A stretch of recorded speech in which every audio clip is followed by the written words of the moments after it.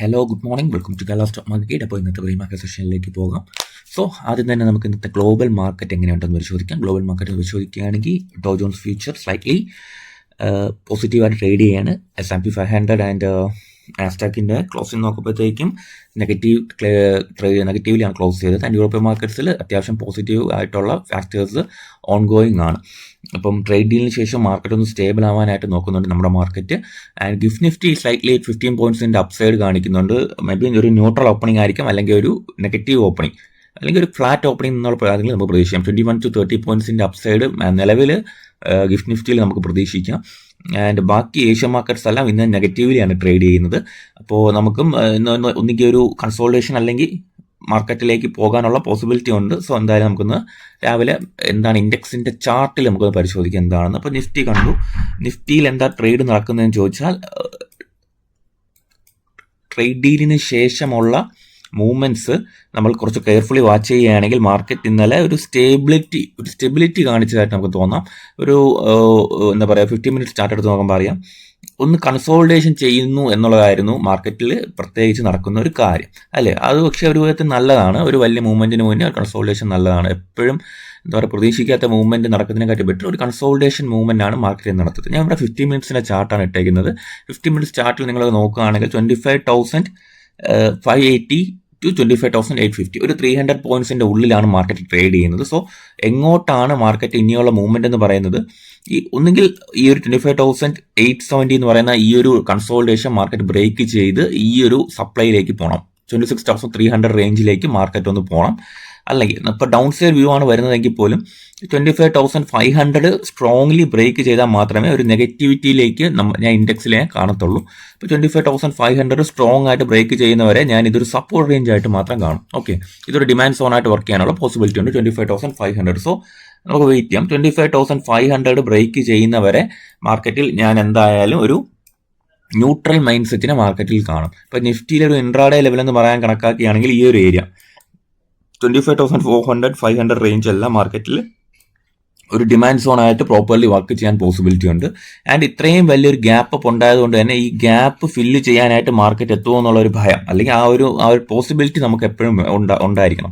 So ഈ ഒരു 25,000 എന്നുള്ള റേഞ്ച്, ഈ 25,000 എന്നുള്ള റേഞ്ച് ബ്രേക്ക് ചെയ്യുന്നവരെ മാർക്കറ്റിൽ നമുക്കൊരു അപ്സൈഡ് വ്യൂ ആയിട്ട് തന്നെ തുടരാം. 25,000 ഓക്കെ, 25,000 എന്നുള്ള റേഞ്ച് മാർക്കറ്റ് ബ്രേക്ക് ചെയ്യാത്തിടത്തോളം നമുക്ക് ഒരു അപ്സൈഡ് വ്യൂവിൽ തന്നെ മാർക്കറ്റ് തുടരാം.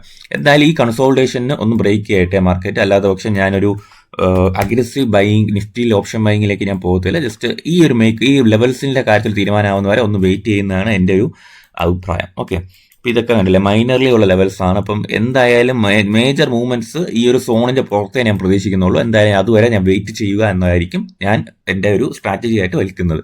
അപ്പോൾ ഇന്ന് എന്തെങ്കിലും പ്രധാനപ്പെട്ട ന്യൂസസ് ഉണ്ടോ എന്ന് പരിശോധിക്കുമ്പോഴത്തേക്കും എനിക്ക് മനസ്സിലാവുന്നത് കുറച്ചധികം റിസൾട്ടുകളുണ്ട്. Airtel, Hero MotoCorp, Tata Motors passenger vehicle, Life Insurance Corporation of India, IOC, Nykaa, Bharti Hexacom, ABFRL, Alembic Pharmaceuticals, Berger Paints, BlackBuck, Godrej Properties, Hindustan Copper, Max Healthcare System, Mazagon, Ship Builders, NCC, PFC, Hitachi Energy, PVR Inox, Physics Wallah, Rail Vikas Nigam, Suzlon, Unicommerce, Voltamp Transformers, VA Tech, Wabag എന്ന് പറഞ്ഞ കമ്പനികളിലെ quarterly earnings ഇന്ന് പ്രഖ്യാപിക്കപ്പെടുന്നുണ്ട്. Okay, and earnings പ്രഖ്യാപിച്ചാൽ Tata power പ്രഖ്യാപിച്ചിട്ടുണ്ടായിരുന്നു. അതിൽ ടാറ്റ പവറിൽ പരിശോധിക്കുമ്പോൾ നമുക്ക് മനസ്സിലാവുന്നത് പ്രോഫിറ്റിൽ നല്ല നേരിയ ഇൻക്രീസ് ഉണ്ടായിട്ടുണ്ട്. ബട്ട് റവന്യൂവിൽ അവർക്കുണ്ടായാലും ചെറിയ ഫോൾ ഉണ്ടായിട്ടുണ്ട്.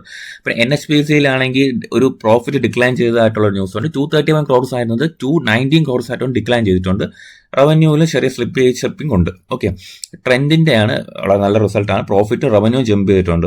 അത് അത്യാവശ്യം നല്ല റിസൾട്ട് ട്രെൻഡിന് കിട്ടിയിട്ടുണ്ട്. വെൽസ്പൺ എന്റർപ്രൈസസിന് പ്രോഫിറ്റിന് സ്ലൈറ്റ്ലി അല്ല, ഒരു 65% ഡിക്രീസ് ഉള്ളതായിട്ടുള്ള ഒരു കാര്യമുണ്ട്. വെൽസ്പൺ എന്റർപ്രൈസസിന് റവന്യൂ ഓൾസോ ഡിക്രീസ് ചെയ്തിട്ടുണ്ട്. ഗ്ലോബൽ ഹെൽത്തിനും അങ്ങനെയാണ്, പ്രോഫിറ്റും റവന്യൂവിലും ചെറിയ മാറ്റങ്ങളുണ്ട്. ബജാജ് ഹോൾഡിംഗ്സിന്റെ ഇൻവെസ്റ്റ്മെന്റ്സിന് പ്രോഫിറ്റും റവന്യൂ ഗ്രോത്ത് ഉള്ളതായിട്ടുള്ള ന്യൂസ് ഉണ്ട്.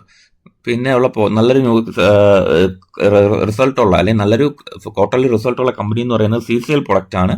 63 കോടിയിൽ നിന്ന് 100 കോടിയിലേക്ക് മോസ്റ്റ്ലി ഒരു 53% ഇൻക്രീസ് CCL പ്രൊഡക്ട്സിന്റെ ഇതിൽ ഉണ്ടായിട്ടുണ്ട്. ഫോഴ്സ് മോട്ടോഴ്സിന് അത്യാവശ്യം നല്ലൊരു റിസൾട്ട് മറ്റിയിട്ടുണ്ട്. റവന്യൂ ഗ്രോത്തും പ്രോഫിറ്റും ഇൻക്രീസ് ചെയ്തിട്ടുണ്ടെന്നുള്ളൊരു ന്യൂസ് ഉണ്ട്.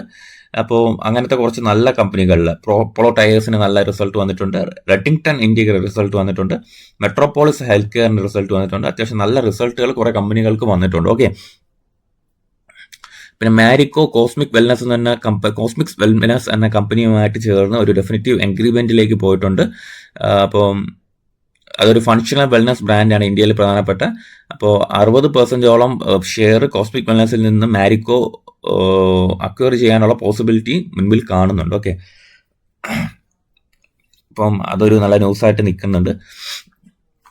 അപ്പോൾ ഞാൻ ഇന്ന് നോക്കുന്ന സ്റ്റോക്കുകളിൽ ഒന്നെന്ന് പറയുന്നത് ജിൻഡാൽ സോയാണ്. ഇപ്പോൾ നമ്മൾ ഇന്നലെ അദാനി പോർട്ട് ഡിസ്കസ് ചെയ്തിട്ടുണ്ടായിരുന്നു അല്ലേ, അദാനി പോർട്സ്.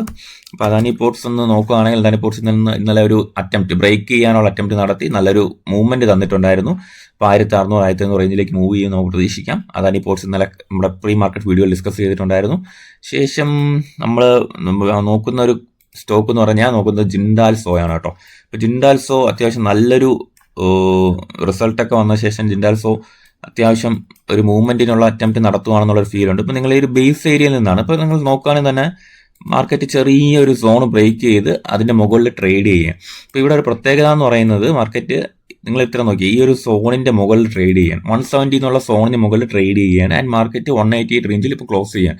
അപ്പം റിസൾട്ടിന് ശേഷം ഒരുപാട് ഡൗൺ സൈഡാണ്. എത്ര പെർസെന്റ് ഡൗൺ സൈഡ് നിങ്ങൾ നോക്കുകയാണെങ്കിൽ ജിൻഡാൽ സോ മോസ്റ്റ്ലി എത്രയാ 391 റേഞ്ചിൽ ട്രേഡ് ചെയ്തുകൊണ്ടിരുന്ന സ്റ്റോക്ക് മോസ്റ്റ്ലി 60% ഡൗൺ സൈഡ് വന്നു. ശേഷം സ്റ്റോക്ക് ആ ഒരു ബേസ് ഏരിയക്ക് ഡൗൺ സൈഡ് വന്ന ശേഷം ബേസ് ഏരിയ ബ്രേക്ക് ചെയ്ത് ട്രേഡ് ചെയ്യുകയാണ്. അപ്പം ജിൻഡാൽ സോയിലെ ഫെർദർ മൂവ്മെന്റ്സ് എന്തായിരിക്കും എന്നാണ് ഞാൻ വാച്ച് ചെയ്യുന്നത്.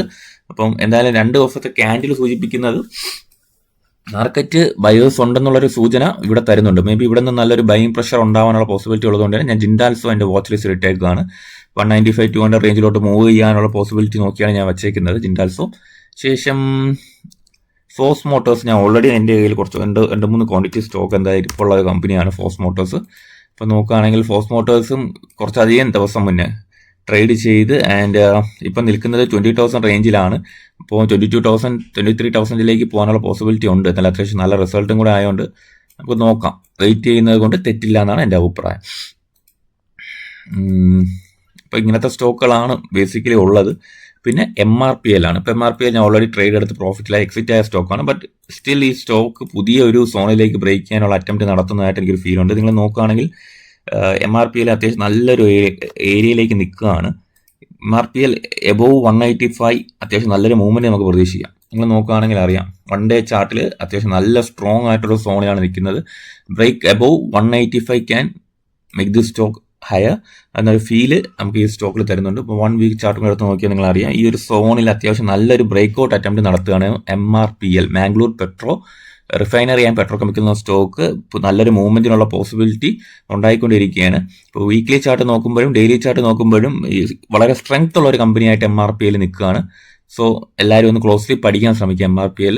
ആൻഡ് ട്രേഡിംഗ് ഡിസിഷൻസ് ഒന്നും ഇതിന്റെ പേരിൽ ട്രേഡിംഗ് ഡിസിഷൻസ് എടുക്കരുത്, മറിച്ച് നിങ്ങളുടെ സ്റ്റഡി പർപ്പസിന് വേണ്ടി ഇങ്ങനത്തെ കമ്പനികൾ നോക്കി വയ്ക്കുക. Okay, so thank you.